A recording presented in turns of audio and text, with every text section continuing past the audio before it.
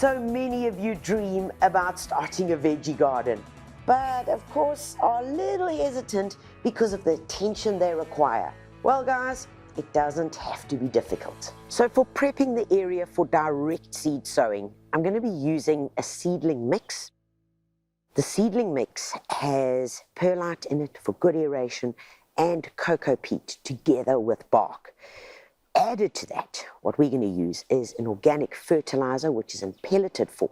That I'm going to mix in thoroughly into the 2 lines that I'm prepping for my seed sowing. So a good metal rake, note metal, I use it just to get a good even surface.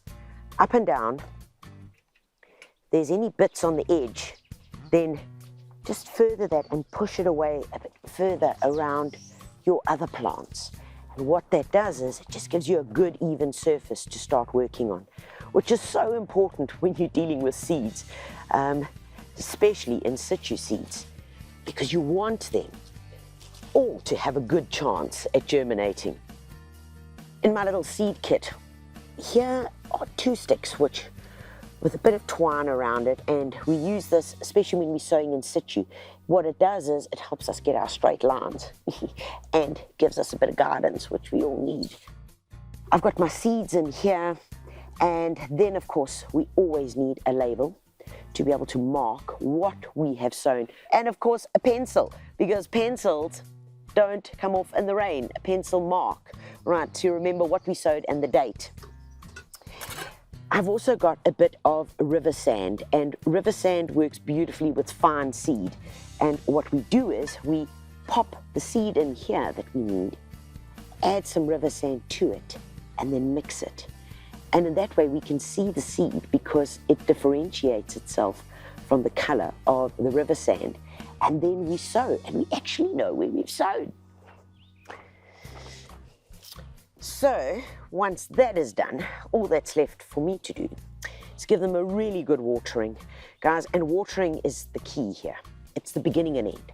You must make sure that you're watering them early in the morning and mid-afternoon, preferably not too late, but a watering twice a day is really essential. Of course, if it rains, you don't have to water, but it's so important. That decides the success of your seeds, of course, with all the beautiful prep that we've done here. And of course, if you're impatient, which I know a lot of you gardeners are back home, then one way of getting around this, but of course you've still got to sow the seed, is that you could use instant little seedlings. And this kind of catapults you 6 to 8 weeks ahead. So I would plant a few of these whilst you've just done your seed sowing. And that way, the next generation is ready and it's going to be there in no time at all. Kind of moves you right into the future.